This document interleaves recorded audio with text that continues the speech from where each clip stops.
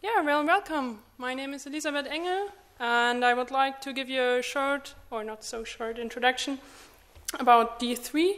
So why I'm doing this, I use D3 for my master thesis, so I learned a bit about it. And yeah, would like to give this introductory talk that Alex mentioned. So is there anybody preferring English? Not that I'm talking in English and everybody's like German. Oh yeah, awesome. Thank you. Great, everything is in English. Okay, so first of all, I'll shift this. I'd like to do a little hand raising. So who of you doesn't know anything about D3? So only like heard about it. It's like, oh yeah, so many. Okay, I'll just note it is. So as a data visualization, we already have some data. So I think it's like about 55 I saw. So who already knows what D3 is? Okay, it's just assume there's like 100. Who once in a while, once in his lifetime used D3? Just included the, okay. Awesome. Who uses it regularly? Awesome. Now the final master question. Who is contributing? Yes, one. Awesome. Okay. So if you go to the website just checking out what is D3, you get this nice graphic, and this might also tell you like, yeah, that's another charting library. And then you heard some rumors and say like, oh yeah, people say there's a steep learning curve, it's like complicated, if you just want to do a single chart, it's so much code. And this is basically because it's not only a charting library, it's much more. You can do charts, but you can also do other things, so that's why you might assume it's a bit complicating for just doing charts. Okay, so what is it? Of course, it's a JavaScript framework, but the main idea is that you have documents and you have data, and you give in the data, and D3 is manipulating the document for you. And it's open source, that's why I asked for the contribution, and it's by Mike Bostock. And he's doing really a lot about slides, about talks. You find a lot of resources from him itself, so you can learn a lot, and there are huge example libraries about what you can do, how you can do it. Okay, we just started. So in this talk, I would like really go into the code, so you feel like, yeah, I already did some D3 work today. So this is the really basic D3 Hello World. You might see it's a bit like jQuery. So you can select this and have these nice selections and append something, add the text. So this would just like select this nice div of content and do just a headline of Hello World. So just to get a bit familiar with it. So just to see there's an advantage. This is without D3. Yes, we already improved. But what is this? Shall I go back? Want to read it? Somebody want to read it? Okay. And yeah, so let's starting with this data thing. So for a second, we assume there's no select all and there's no enter, because I explain it in a moment. Just see, okay, we can put in data like 4 names. And what it will do is like, we have this function of text, and we'll take the data, put it in the function, and append h1s for us. So in the end, this would look like this. And if you look into the browser developer toolbar or the tools, then you will see it really added these words for you and this code here. Okay. So now explaining what it is really doing in the background. Honestly, I used D3 for a long time without knowing this. But as it's a talk and you should learn about it, it's helpful if you know what's really going on in the background, because then you also know why it's such an advantage. So assuming we have the document from before, there's Sarah, Robert, Mark, and Maria. Nice, we have this document.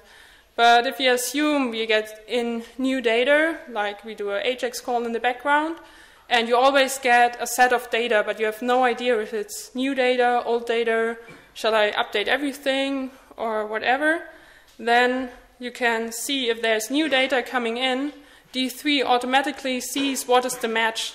So it knows, okay, Sarah and Mark are staying in the group, like assume they are attending a meetup, and Mike, Sam, and Nora also join, but Robert and Maria are leaving. So what D3 is doing for you is knowing these are new nodes, these I already have, and these will be leaving nodes. Okay?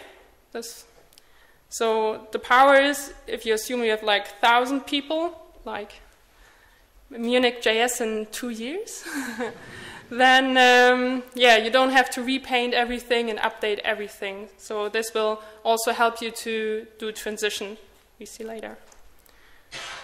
Okay, so here, this is in fact real D3 code in the background running.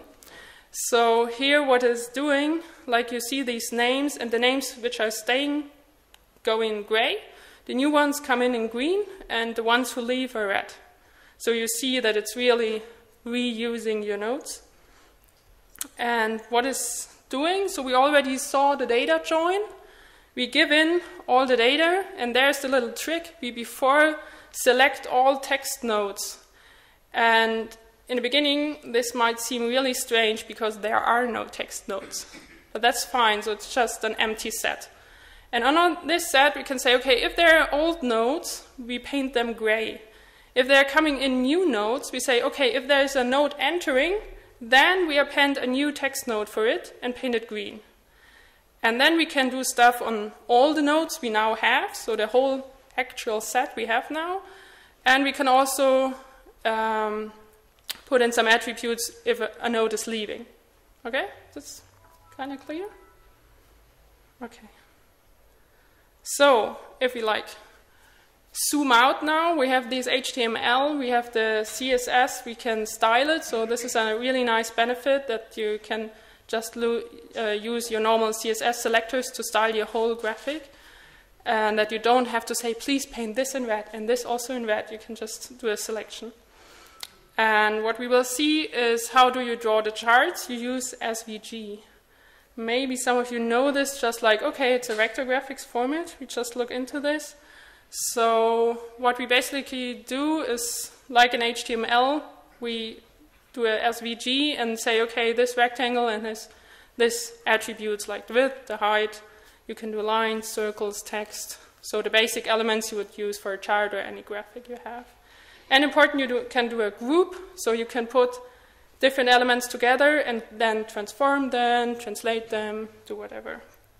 So just a basic example here. If you have, like, you want to paint this down here, you would just, if you enter this in your code, in any SVG or HTML, then the browser would just render this for you. So if you want to do this with D3, you can tell him, and he will generate this HTML for you. Okay, now you see it's not much of a benefit. The real benefit is coming in here when we go back to this data. So we put in the data, and he calculates everything. So we don't have to code every rectangular we want to have. We just say, okay, here, and here's our data, and here's the function, and D3 calculates for you. Where is it placed? How large will it be? Everything. Okay. So let's do a nice live demo. So you know I don't mistreat at you and say it's very easy and it isn't. So I just prepared this basic HTML file. Everybody fine with this? Like.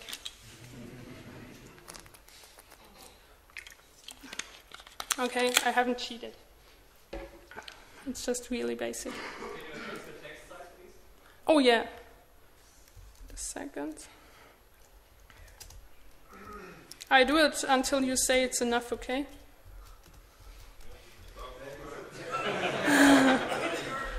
Last row, it's okay? Yeah? Okay. So I just put in here like the roughly counting I did about your answers. So I'm really proud there's one over here. I assume there would be nobody.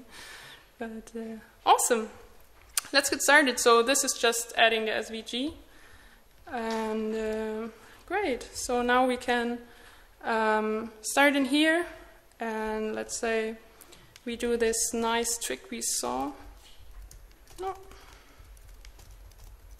and select all these nice rectangles we don't have yet, but we bind the data over here. And now we say for each new element, we like to append a new rectangular.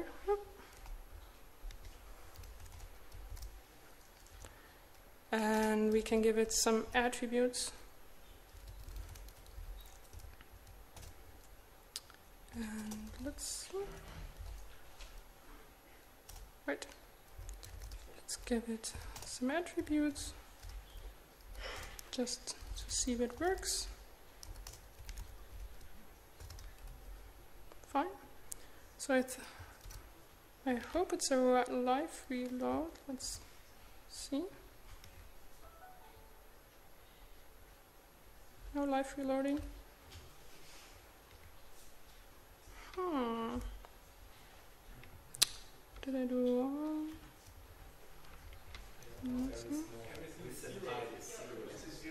Oh, I'm sorry. Thank you. Right. Oh no, that's the wrong one. Here. So the live reloading is actually working now. Okay. Some awesome.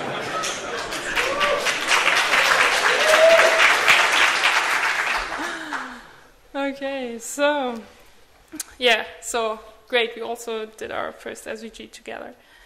And as you can see, this is very basic, but just look into the DOM here. So it really painted this into this SVG. So it doesn't do an image and you display the image. It's really code in here that's interpreted by the browser. Right. One pitfall over here. So if you do an append, what you get after in the Fluent API is this element. So if you do some appends, you get the last append.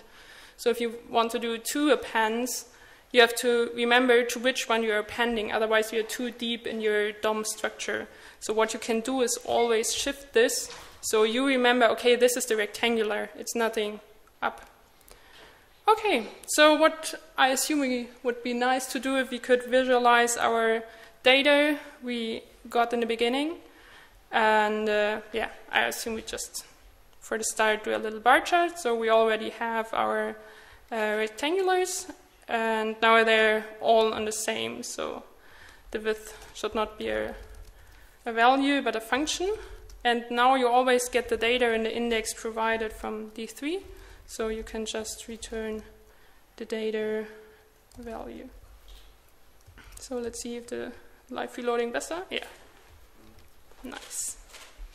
Okay, but they're still all in the same place. So what we have to do here is also use a function. Now you can shorten it to just DNI, so you don't have to. Oh, this is also a really nice pitfall. What you often will do is like just say, okay, let's do the index, and you wonder for half an hour why it's not working. You forgot the return statement. Okay, so now we see it's still nearly on the same place, so we shifted a bit. Awesome. It's already on its way. So what we can do now we would just like, if we want to scale it a bit to fit the screen, we would like do something like this, but this is going to be a whole mess if you do this. And what you can do instead, so D3 is providing a lot of useful functionality. You can use the scale, so it will scale for you. And you give him the range and say, okay, you have like 400 pixel space, and the data I give you will be between like, let's say 1 and 100 in our case. So also this 100 you can say like a D3 max. So don't have to do it in here. You can also lose any variables. So if you do a bigger chart, please do this. So let's see if it works. No, I did something wrong in here. Oh yeah, some brackets are missing.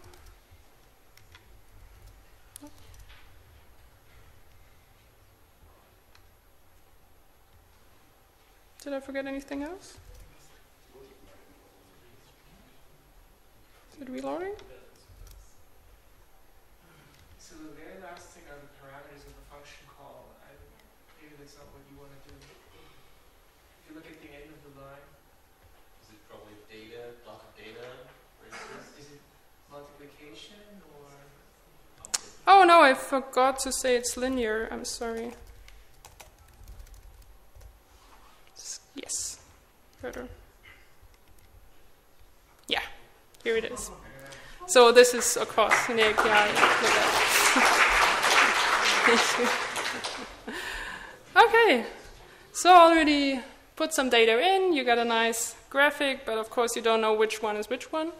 So what we like to do in here is like also add text so we know which one is which data set. So just to make it a bit more clear, we do a nice bar chart in here. And so normally you would put a group on everything because then it's easier to select. If you put it all in one, you can do this. But if you then want to select something, it's really hard which node was which one and which functionality added which one. So please do a group around anything, and then you can also append a group for each one you are adding. Okay, so let's add text. Append another G. And oh, I'm sorry, I have to move this up. Otherwise, we wouldn't have the data down there.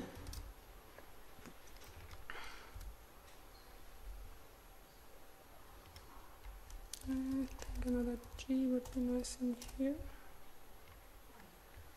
And this one is too much. Okay. We'll see. Oh yeah, this one is also up. Oh. Goes over here. So, yeah, now we have a, oh, here. So now it enters, then appends the G for every data set element. Great. Okay. So now we append our G, and let's see. Maybe there's too much. Yeah, this one's too much in here. Sorry. So now we are here, adding the text and giving it the attribute. So in this case, we just be a little bit lazy. Normally we'd do a function for it. Add it in here with some nice formatting. So we have it over here. Great, that's too much. It's over here. And it says something is missing.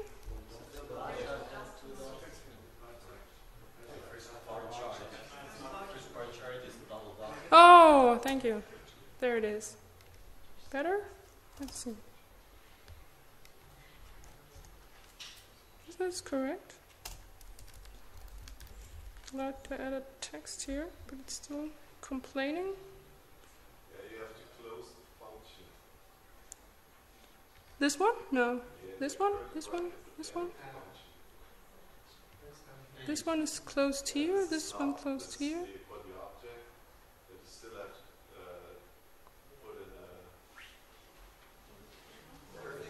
a. Doesn't it see it? It's just. Closing the curly braces at the end of the line where you have y function. Which one? Sorry. Yeah, that line. This line? Yeah. Okay. Curly braces. Here? And this is for this one. Something?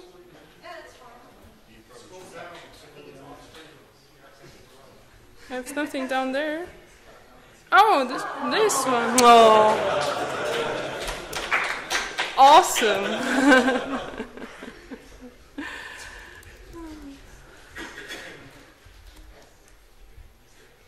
Okay, so now we return the title over here. Let's see if it gets painted. Yeah, but it's a bit not in the right place, so we just adjust it a bit in here. Nice. Okay, we're proceeding.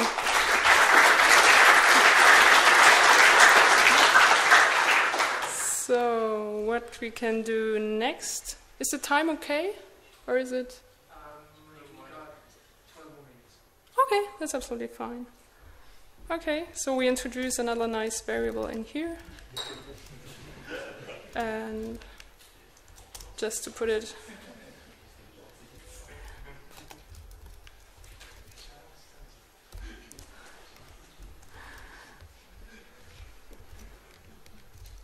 Okay. So I forgot to say what we are liking to do. So now you don't know the value. You can assume there's 100 or thousands or millions. You just see the relation. So access would be really nice to have. So we like to do this as well. And great. Now D3 is helping you as well. And giving you this nice functionality to do your own access. So I forgot a function in here.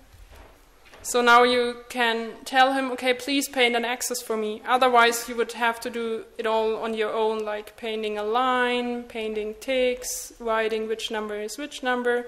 So here D3 is really, really helpful.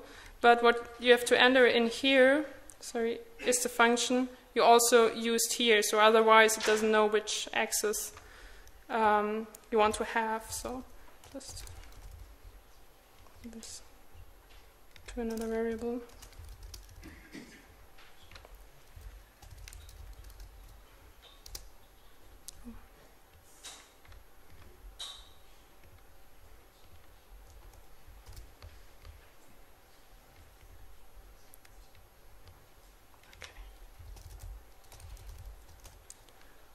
And you can also give it an orientation so it now knows where to draw the numbers.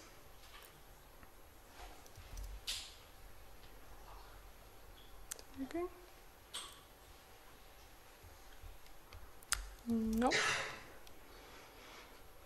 Let's see what I missed. These really scale orientation. No.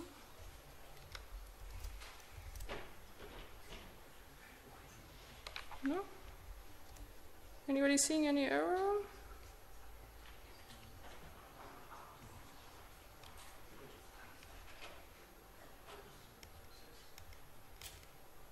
No, it doesn't append it. Oh. This would be better. No. I think I didn't append something somewhere.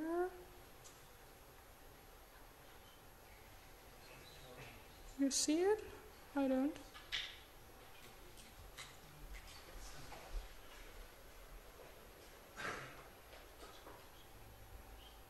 I appended it to the word. Over here, the X scale is defined over here. Oh.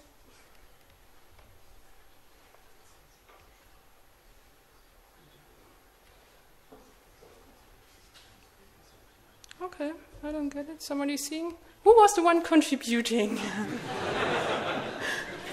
Awesome, tell me. No, you don't see it either?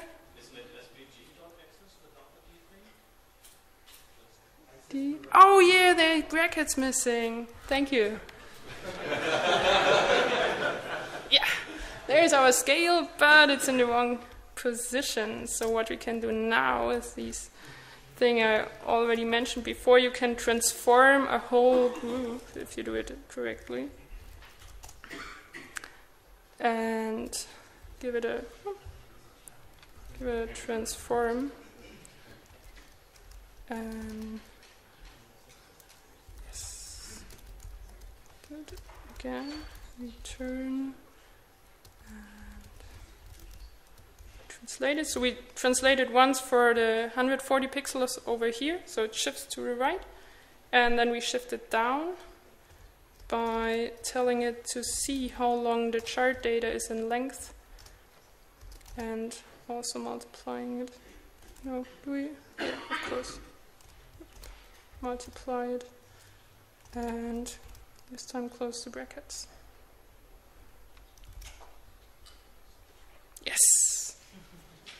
Nice!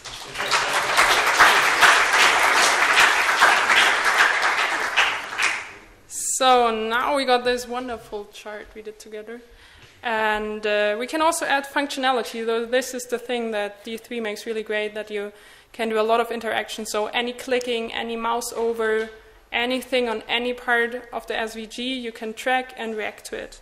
So if you just do it very, very basic, we can say like, okay, we want to react to a click, and when this happens, we can do anything, like just do a basic one.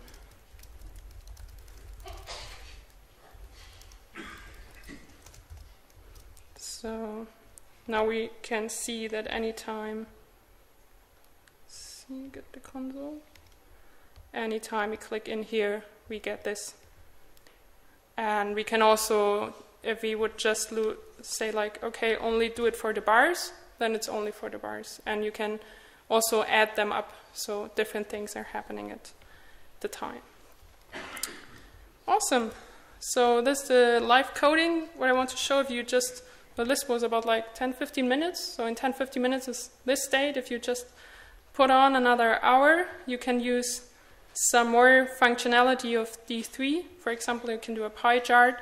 And it's really helpful that it offers you a lot of functionality, like this pi calculation, all the angles for you. So if you go in here, and if you do, it's what, like 1-2 hours more of coding, and you can add a pie chart with the same data.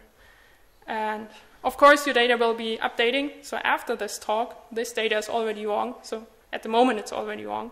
So what you can do is like a transformation after the talk. Okay. How does it work? You add this nice, oh, now I can make it full screen. Oh, the font size went back, I think.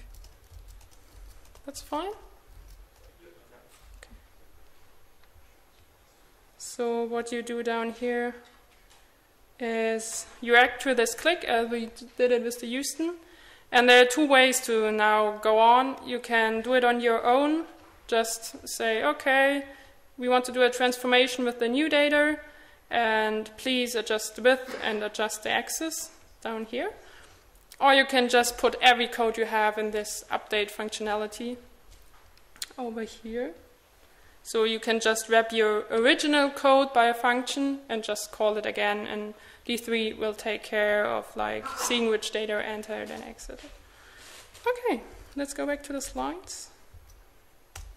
So let's wrap it up. Of course, you can import your data in a lot of formats. You can also put an AJAX call before, just get your JSON data, put it in there, and you can use it and update every time you get new data. What else? There's huge library. There's just some short things you can do, like you have layouts. I show you in a second. You have the scales and ranges we saw. So we use only linear, but they're much more. Also, you can transform the data before. So if you don't get the actual data as we did, you can transform it and use a lot of functions on it. You also can, oh, I haven't shown that. You can also use this scale thing with colors over here. So you give it a range of a color, and it will automatically take the right colors for you. So that's really nice.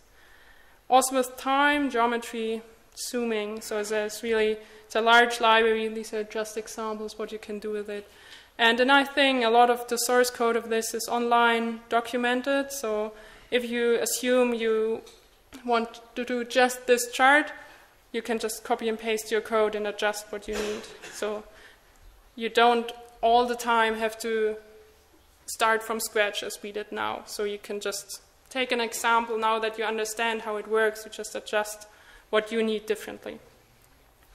So summing up, it's really nice that it's based on these web standards we already know, and we can also debug as we saw. So we can see, okay, the node wasn't entered. It's not there. Or as in the beginning, the node is just 0. So we see it's there, but it has no width, no height. And yeah, you have all these examples. You also have, that's really nice, libraries building on D3. and they quite look like Google Charts stuff, so you just put in the data in the right format and it prints it. But you can go in and say, okay, this I want to adjust, and just change and like say, okay, I need another line over here. So with Google Charts, that's really difficult, but here you can just paste and add other D3 code. Yeah, it's getting a lot of code in the end if you do a large chart, so be careful to arrange it in some way, because the code fragments look very, very similar. So some documentation is really nice here, and if you just have a really basic chart, of course you will go with Google Charts and start with D3 and do it all on your own. Yeah, the slides will be online later, so you can check out these nice links. And okay, thank you. It was awesome to code with you.